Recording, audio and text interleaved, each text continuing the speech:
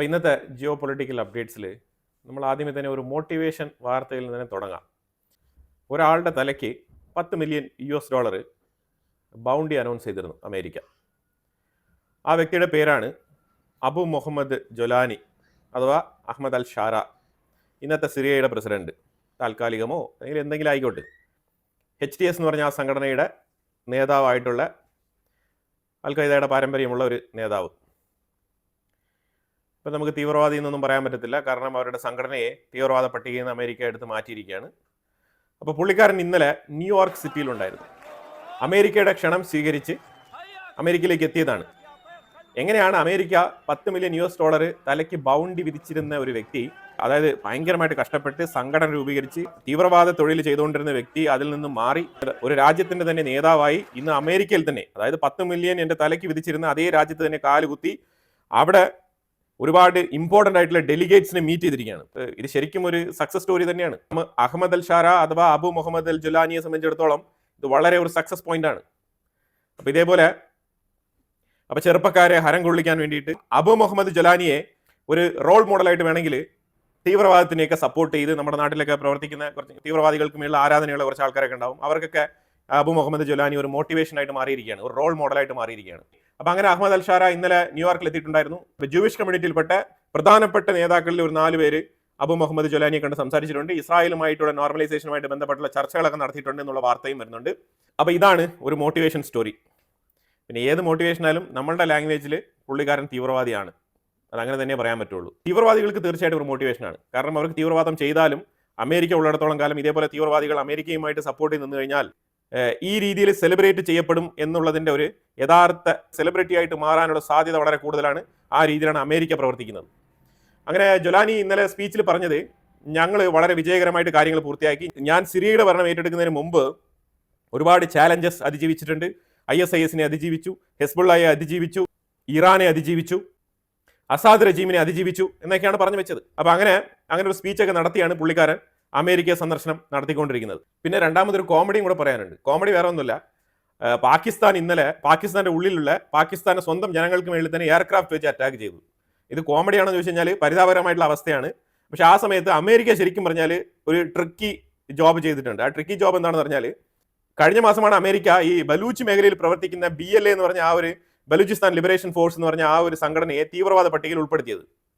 ഇപ്പൊ ഇന്നലെ അമേരിക്ക പറയാണ്, ഈ ഒരു ആക്രമണം സംഭവിച്ചല്ലോ, അതായത് പാകിസ്ഥാൻ എയർഫോഴ്സ് അവർക്ക് പ്രിസൈസ് അറ്റാക്ക് നടത്താൻ കഴിവില്ല എന്നുള്ള അതായത് പാകിസ്ഥാൻ എയർഫോഴ്സ് പ്രിസൈസ് ആയിട്ട് അവർക്ക് വേണ്ടാത്ത അവരുടെ രാജ്യത്തിന്റെ റിബലുകളായിട്ടുള്ള ഖൈബർ പഖ്തൂൺഖ്വ മേഖലയിൽ പ്രവർത്തിക്കുന്ന തെഹ്രീക്ക് താലിബാൻ, അതേപോലെ തന്നെ അവിടെ സ്ഥിതി ചെയ്യുന്ന കുറച്ച് ബലൂച്ച് തീവ്രവാദികൾ, അതുപോലെ തന്നെ അവിടെ സ്ഥിതി ചെയ്യുന്ന കുറച്ച് ബലൂച്ച് റിബലുകൾ, ഇവർ രണ്ടുപേരെയും ടാർഗറ്റ് ചെയ്താണ് ഈ ഒരു അറ്റാക്ക് നടത്തിയത്. ഈ അറ്റാക്ക് നടത്താനുള്ള കാരണം, അതിലെ കടന്നു പോകുന്ന മിലിറ്ററി വെഹിക്കിളിന്റെ മേളിൽ എപ്പോഴും ഇവർ റോഡിലൊക്കെ കുഴിബോംബിട്ട് പൊട്ടിക്കുന്നുണ്ട് ഈ വണ്ടികൾ. അങ്ങനെ ഒരുപാട് മിലിറ്ററി ഉദ്യോഗസ്ഥർ, അങ്ങനെ ഒരുപാട് ആർമി ബറ്റാലിയൻസ് കൊല്ലപ്പെടുന്നുണ്ട് പാകിസ്ഥാന്റെ ഉള്ളിൽ. അതിനൊരു രീതിയിലുള്ള സുരക്ഷയും പാകിസ്ഥാൻ ആർമിക്ക് തന്നെ അപ്പോൾ പാകിസ്ഥാന്റെ ഉള്ളിലുള്ള പാകിസ്ഥാൻ മിലിറ്ററിക്ക് തന്നെ പാകിസ്ഥാനെ കൊണ്ട് ഒരു സുരക്ഷ ഒരുക്കാൻ കഴിയുന്നില്ല. അങ്ങനെ സുരക്ഷാ സംവിധാനങ്ങൾ ഒന്നും തന്നെ ഒരുക്കാൻ കഴിയുന്നില്ല എന്നുള്ള വിരക്തിയിൽ ഇവന്മാർ ഈ ഭാഗത്താണ് പോയി താമസിക്കുന്നത്. അപ്പൊ അവിടെ ഒരു അറ്റാക്ക് നടത്തിയേക്കാന്ന് പറഞ്ഞിട്ട് ഫൈറ്റർ ജെറ്റ് എടുത്തുകൊണ്ട് പോയിട്ട് പ്രിസൈസ് അറ്റാക്ക് നടത്താൻ പോയതാണ്. അവിടെ പോയ സമയത്ത് തീവ്രവാദികൾ ഒഴികെ ബാക്കിയുള്ള സിവിലിയൻസിനെയും കൊച്ചു കുട്ടികളെയും, അത് ഏകദേശം ടോട്ടലി 30 പേര്, നിരവധി പേർക്ക് പരിക്കുണ്ട്, പക്ഷെ 30 പേർ കൊല്ലപ്പെട്ടു. ഇതാണ് വാർത്ത. ഇതിനകത്ത് 2 വിഷയങ്ങളാണ് ഇതിനകത്ത് ലോജിക്കലി നമുക്ക് നോക്കേണ്ടത്. ചോദ്യം നമ്പർ 1, ഇസ്രായേലും ഇങ്ങനെ തീവ്രവാദികൾ, അതായത് ഹമാസ് തീവ്രവാദികൾ അഥവാ ഹമാസ് തീവ്രവാദികൾ അഥവാ ഈ ഗാസയിൽ പ്രവർത്തിക്കുന്ന ഈ ഹമാസ് പ്രവർത്തകരെ കൃത്യമായിട്ട് ഐഡന്റിഫൈ ചെയ്യാൻ പറ്റാത്തത് കൊണ്ടും അവർ സിവിലിയൻസിനെ മറയാക്കിക്കൊണ്ട് ഗാസയ്ക്കുള്ളിൽ നിരന്തരം ഇങ്ങനെ സേഫ് ആയിട്ട് താമസിക്കുന്ന ഒരു സാഹചര്യം ഉണ്ടാകുന്നുണ്ട്. അപ്പൊ അവിടെയും ഇസ്രായേൽ നടത്തുന്ന അറ്റാക്ക് ഇതേ മാതൃകയിൽ പാകിസ്ഥാൻ ഉൾക്കൊള്ളാൻ കഴിയുമോ? ഇതാണ് ചോദ്യം നമ്പർ 1. കാരണം ഗാസയ്ക്കുള്ളിലും ഈ ഹമാസിനെയാണല്ലോ ഇസ്രായേൽ ടാർഗറ്റ് ചെയ്യുന്നത്, പക്ഷെ അപ്പോഴും സിവിലിയൻസിനെ മറയാക്കിക്കൊണ്ട് ഹമാസ് തുരങ്കത്തിനുള്ളിലൊക്കെ പോയിരിപ്പുണ്ട്. അപ്പൊ ആ സാഹചര്യത്തിൽ ആക്രമണം നടത്തുമ്പോൾ സിവിലിയൻസ് അവിടെ കൊല്ലപ്പെടുന്നുണ്ട് എന്നുള്ള വാദം നിലനിൽക്കുകയാണ്. ആ വാദം ഇപ്പൊ പാകിസ്ഥാൻ അംഗീകരിക്കുമോ? കാരണം പാകിസ്ഥാൻ ഇപ്പം ബലൂച്ച് റിബലുകളെയും അതുപോലെ ഖൈബർ പഖ്തൂൺഖ്വയിൽ പ്രവർത്തിക്കുന്ന തെഹ്രീക്ക് താലിബാൻ റിബലുകളെയും ആണ് ടാർഗറ്റ് ചെയ്ത് മുന്നോട്ട് പോയത്. പക്ഷെ അവിടെ സിവിലിയൻസ് ആണ് ഇപ്പം കൊല്ലപ്പെട്ടത്. ഇതിനോട് കറക്റ്റായിട്ട് സാമ്യമുള്ള വിഷയമാണ് അവിടെ സംഭവിച്ചിരിക്കുന്നത്. ഇനി ഈ വിഷയം യുണൈറ്റഡ് നേഷൻ സെക്യൂരിറ്റി കൗൺസിലിൽ ഉന്നയിക്കുമ്പോൾ പാകിസ്ഥാനാണ് അവിടുത്തെ ചെയർ അലങ്കരിക്കുന്ന ചെയർപേഴ്സൺ. എവിടെ? യുണൈറ്റഡ് നേഷൻ സെക്യൂരിറ്റി കൗൺസിലിൽ. അവിടെ ഇസ്രായേലിനെതിരെ സിവിലിയൻസിനെ നിങ്ങൾ കൊലപ്പെടുത്തുന്നു എന്നുള്ള രീതിയിലുള്ള വാദങ്ങൾ ഉയർത്തുമ്പോൾ പാകിസ്ഥാൻ എന്ത് തീരുമാനമെടുക്കും? കാരണം പാകിസ്ഥാൻ ഇപ്പോൾ പ്രതിപ്പട്ടികയിലാണ്. അവിടെ പാകിസ്ഥാന്റെ നിലപാട് എന്തായിരിക്കും?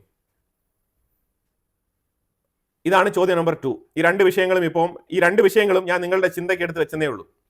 ഇനിയിപ്പോൾ അടുത്തത് നമ്മൾ ചൈന പറഞ്ഞിരിക്കുകയാണ് ഇന്ത്യൻ ടെക്കുകളെ വിസ കൊടുത്ത് ചൈന സ്വീകരിക്കും, അതിന് ഞങ്ങൾ തയ്യാറാണ്, ഇമ്മീഡിയറ്റ് ആയിട്ട് തന്നെ ഞങ്ങൾ ഹയർ ചെയ്യും എന്നുള്ള പ്രഖ്യാപനം ചൈന നടത്തിയിട്ടുണ്ട്. ചൈന ശരിക്കും പറഞ്ഞാൽ ഇത് പോസിറ്റീവ് ആറ്റിറ്റ്യൂഡിലാണോ അല്ലെങ്കിൽ നെഗറ്റീവ് ആറ്റിറ്റ്യൂഡിലാണോ നമുക്ക് അറിയത്തില്ല. നമുക്കിതിനെ ഒരുപാട് നെഗറ്റീവായിട്ട് ചിന്തിക്കേണ്ട ആവശ്യമില്ല. ജോലി കിട്ടുന്നെങ്കിൽ ആർക്കായാലും നല്ലത് തന്നെ. ഇന്ത്യയിലാണെങ്കിൽ 60%-ലേറെ യുവാക്കളാണ്. അപ്പോൾ തീർച്ചയായിട്ടും ജോലി നല്ല സ്കെയിലോടുകൂടി പേയ്മെന്റ് കിട്ടുന്ന രീതിയിൽ ജോലി എവിടെ കിട്ടിയാലും നമുക്ക് ഓക്കെയാണ്. ഇന്ത്യൻസ് എവിടെ പോയാലും ഹാർഡ് വർക്ക് ചെയ്യും. അത് തന്നെയാണ് അവരുടെ പ്രത്യേകത. അമേരിക്ക H1B വിസയിൽ കുറച്ച് മാറ്റങ്ങൾ വരുത്തിയിട്ടുണ്ട്. അതായത് ആദ്യമേ ഇവർ പെർ ഇയറിൽ ഞങ്ങൾ ചാർജ് ചെയ്യുമെന്ന് പറഞ്ഞു, പിന്നെ അബദ്ധം മനസ്സിലായിട്ട് പിന്നീട് അവർ തിരുത്തി പറഞ്ഞു. ഇപ്പൊ അമേരിക്ക കുറച്ചുകൂടെ മോഡിഫൈ ചെയ്തിട്ടുണ്ട്. അതെന്താണെന്ന് വെച്ചാൽ, അതായത് ചുരുക്കി പറഞ്ഞാൽ ഇന്ത്യൻ ടെക്കുകൾ ഇല്ലാണ്ട് അമേരിക്കയുടെ സിലിക്കൺ വാലി മുന്നോട്ട് ചലിക്കില്ല. അതാണ് മനസ്സിലാക്കേണ്ടത്. ആ യാഥാർത്ഥ്യ ബോധത്തിലേക്ക് ഇപ്പോൾ ട്രംപ് തിരികെ വന്നിട്ട് പറഞ്ഞിരിക്കുകയാണ് ഇമ്പോർട്ടൻ്റ് ആയിട്ടുള്ള പ്രൊഫഷണൽസ്, അതായത് ഇവർ വളരെ കീ ഉദ്യോഗസ്ഥരാണ്, ഈ കീ വർക്കേഴ്സിനെ എടുത്ത് മാറ്റിക്കഴിഞ്ഞാൽ ചില പ്രോജക്റ്റുകൾ മുന്നോട്ട് പോയില്ല. അങ്ങനത്തെ ചില ഇമ്പോർട്ടൻസ് ഉള്ള ആൾക്കാരെ കമ്പനികൾ റെക്കമെൻഡ് ചെയ്ത് കഴിഞ്ഞാൽ അവരുടെ H1B വിസയ്ക്ക് മേളിൽ ഈ ഒരു ചാർജ് ഉണ്ടാവില്ല. ഏത് ഈ $1,00,000 എന്ന് പറയുന്നത്. അപ്പോൾ ആ കേസുകൾക്ക് എക്സംഷൻ ഉണ്ട്.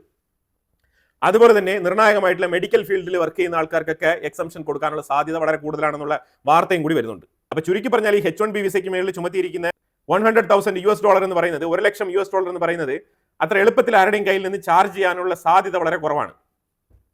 കാരണം ഇപ്പോൾ പറഞ്ഞിരിക്കുന്നത് ഈ വർഷത്തെ ലോട്ട്, അതായത് എല്ലാ വർഷവും ഈ ലോട്ടറി ഇട്ടിട്ടാണ് ഈ H1B വിസയുടെ ആ ഒരു ആൾക്കാരെ തിരഞ്ഞെടുക്കുന്നത്. അപ്പോൾ അങ്ങനെ തിരഞ്ഞെടുക്കുന്ന സമയത്ത് ഇപ്പോൾ ഈ വർഷത്തേക്ക് ഓൾറെഡി അപ്ലൈ ചെയ്തിട്ടുണ്ടല്ലോ, അതായത് ഇതുവരെ ലോട്ടറി ഇട്ട് ആ ലോട്ടിൽ തിരഞ്ഞെടുക്കപ്പെട്ടിട്ടില്ല, അവരുടെ ആപ്ലിക്കേഷൻ ലൈവിലാണ്. ആപ്ലിക്കേഷൻസ് രജിസ്റ്റർ ചെയ്ത് ലൈവിലിരിക്കുന്ന കാൻഡിഡേറ്റ്സ്, അതായത് അവർക്ക് ഈ വർഷത്തെ ലോട്ട് ഇട്ട് കഴിഞ്ഞാൽ അവർക്ക് വിസ കിട്ടും. അവർക്കും ഈ $1,00,000 എന്ന് പറഞ്ഞാൽ ആ ഒരു സ്പെഷ്യൽ ഫീ അടയ്ക്കേണ്ടതില്ല. മനസ്സിലായല്ലോ? അപ്പൊ ഇത്തരം ഇളവുകളുമായിട്ട് വന്നിരിക്കുകയാണ് അമേരിക്ക. ഇത് ഞാൻ പറഞ്ഞല്ലോ, ഇതൊക്കെ ജസ്റ്റ് ഒരു ഷോക്കിംഗ് ന്യൂസ് മാത്രമാണ്. അതിലുപരിയായിട്ട് അമേരിക്കയ്ക്ക് ഈ ഒരു പോളിസി കൊണ്ട് മുന്നോട്ട് അധികകാലം സഞ്ചരിക്കാൻ കഴിയില്ല.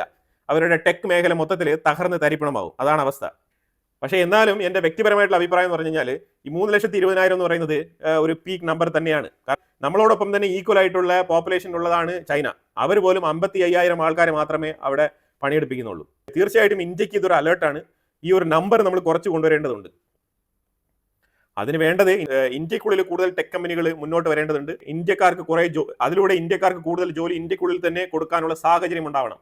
അതിന് മാത്രം നമ്മൾ വളരേണ്ടതുണ്ട്. അപ്പോൾ അതിലേക്കുള്ള ഫോക്കസ് ആണ് ഇവിടുത്തെ ഇന്ത്യയിലുള്ള IT വിഭാഗം ആ രീതിയിൽ പ്രവർത്തിക്കേണ്ടതുണ്ട്. ഗവൺമെന്റ് അതിനുള്ള സപ്പോർട്ടും കൊടുക്കേണ്ടതുണ്ട്. ഇനിയെങ്കിലും അത് നമ്മൾ ഫോക്കസ് ചെയ്ത് മുന്നോട്ട് കൊണ്ടുപോയില്ല എന്നുണ്ടെങ്കിൽ ഈ ഒരു H1 വിസയിൽ പോകുന്ന ഇന്ത്യൻ സിറ്റിസൺസിന്റെ നമ്പർ കൂടിക്കൊണ്ടുവരും. ക്രമാതീതമായിട്ട് ഉയർന്നതിന് ശേഷം ഒരു സുപ്രഭാതത്തിലാണ് അമേരിക്കയുടെ സൈഡിൽ നിന്ന് ഇങ്ങനെ ഒരു തീരുമാനം ഉണ്ടാകുന്നെങ്കിൽ അത് ഇപ്പം തന്നെ നമ്മൾ മുൻകൂട്ടി കാണണം. അതിനൊരു മുന്നറിയിപ്പും കൂടിയാണ് ഇപ്പൊ ട്രംപ് പാസ്സാക്കിയ ഒരു നിയമം. ഈ പാലസ്തീനിയൻ സ്റ്റേറ്റിനെ കുറെ രാജ്യങ്ങളൊക്കെ ചേർന്ന് അംഗീകരിച്ചല്ലോ. അപ്പൊ അങ്ങനെ അംഗീകരിച്ചിട്ട് ഹമാസ് ഭയങ്കര ആഘോഷമായിരുന്നു. ആഘോഷം എന്ന് പറഞ്ഞാൽ ഈ പാലസ്തീനിയൻ അംഗീകാരമാണ് ഞങ്ങൾ യുദ്ധത്തിന്റെ വിജയം, ഞങ്ങൾ October 7 ആക്രമണം എന്തുകൊണ്ടാണ് നടത്തിയത്, അതിന്റെ ഒരു പൂർണ്ണ വിജയത്തിലേക്ക് ഞങ്ങൾ എത്തിയിരിക്കുകയാണ്, പല രാജ്യങ്ങളും പാലസ്തീൻ എന്ന് പറഞ്ഞ ആ ഒരു സ്റ്റേറ്റിനെ റെക്കഗ്നൈസ് ചെയ്തിരിക്കുകയാണ് എന്നുള്ള രീതിയിൽ ഭയങ്കര ആഘോഷം, കേക്കൊക്കെ മുറിച്ച് ഭയങ്കരമായിട്ട് ഹാപ്പി ആയിട്ട് അവർ ഗാസയിൽ ആഘോഷം നടത്തിയതായിട്ടുള്ള വാർത്തകൾ വരുന്നുണ്ട്. ശരി, എന്നാൽ അവർ ഒരു സൈഡിൽ മറ്റൊരു നിബന്ധന കൂടി വെക്കുന്നുണ്ട്. എന്നാൽ പിന്നെ നിങ്ങൾ വിജയിച്ചല്ലോ, എന്നാൽ പിന്നെ ആ ബന്ദികളെ മോചിപ്പിച്ച് വിട്ടുകൂടെ? അത് പറ്റത്തില്ല. അപ്പൊ ഇപ്പൊ അവർ അമേരിക്കയുടെ കാല് പിടിക്കുകയാണ്. അമേരിക്ക അടുത്ത് പറഞ്ഞിരിക്കുന്നത് 50% ഹോസ്റ്റേജസിനെ ഞങ്ങൾ ഇമ്മീഡിയറ്റ് ആയിട്ട് റിലീസ് ചെയ്യാം. ഞങ്ങൾക്ക് 60 ദിവസത്തെ സീസ് ഫയർ വേണം. ഇസ്രായേൽ സമ്മതിക്കുമോ? ഒരിക്കലും സമ്മതിക്കില്ല. ഇസ്രായേൽ ബെഞ്ചമിൻ നെതന്യാഹു ഓൾറെഡി പറഞ്ഞു കഴിഞ്ഞു, സീസ് ഫയർ ഒന്നുമില്ല, നിങ്ങൾ ഇമ്മീഡിയറ്റ് ആയിട്ട് എല്ലാ ഹോസ്റ്റേജസിനും നിങ്ങൾ വിട്ട് കഴിഞ്ഞാൽ നമുക്ക് ചർച്ചയ്ക്കുള്ള കാര്യങ്ങൾ നമുക്ക് എന്തെങ്കിലും നോക്കാം എന്നാണ് പറഞ്ഞിരിക്കുന്നത്. അതായത് ഇനി ഗാസയെ സംബന്ധിച്ചിടത്തോളം ഓൾറെഡി തന്നെ പ്ലാൻ ഉണ്ട്. ഈ പ്ലാൻ ഓൾറെഡി തന്നെ ഞാൻ പലപ്പോഴായിട്ട് പറഞ്ഞിട്ടുണ്ട്. ടോണി ബ്ലെയറിന്റെ നേതൃത്വത്തിൽ കൃത്യമായിട്ട് കാര്യങ്ങൾ അവിടെ മുന്നോട്ട് നീങ്ങുന്നുണ്ട്. അപ്പൊ അതനുസരിച്ച് ശരിക്കും പറഞ്ഞാൽ ഗാസയുടെ പ്ലാൻ ആ റിയൽ എസ്റ്റേറ്റ് പ്ലാൻ തന്നെയാണ്, അത് മുന്നോട്ട് തന്നെ പോകും. ഇപ്പോഴാണെങ്കിൽ ഈജിപ്തും ഇസ്രായേലും തമ്മിൽ കടുത്ത സമ്മർദ്ദം. അതായത് ഈജിപ്തിന്റെ ഉള്ളിലേക്ക് നമ്മൾ 2 ആഴ്ചയ്ക്ക് മുമ്പ് നമ്മൾ ഡിസ്കസ് ചെയ്തതുപോലെ തന്നെ ഏറ്റവും കൂടുതൽ ഗാസക്കാര് ആ ഈജിപ്തിന്റെ ഉള്ളിലേക്ക് കടന്നു കയറാനുള്ള സാധ്യതയുണ്ട് എന്നുള്ളതാണ് ഇപ്പൊ പൊതുവിൽ നമുക്ക് മനസ്സിലാക്കാൻ പറ്റുന്നത്. കാരണം അത്രമാത്രം കൺജസ്റ്റഡ് ആയിട്ടുള്ള ഏരിയ, ആ ഒരു 5 ലക്ഷം പേര് ഇപ്പോൾ ഓൾറെഡി തന്നെ നോർത്തേൺ ഗാസ ഭാഗത്ത് നിന്ന് സദൺ ഗാസ ഭാഗത്തേക്ക് ഇപ്പോൾ കുടിയേറിയിട്ടുണ്ട്.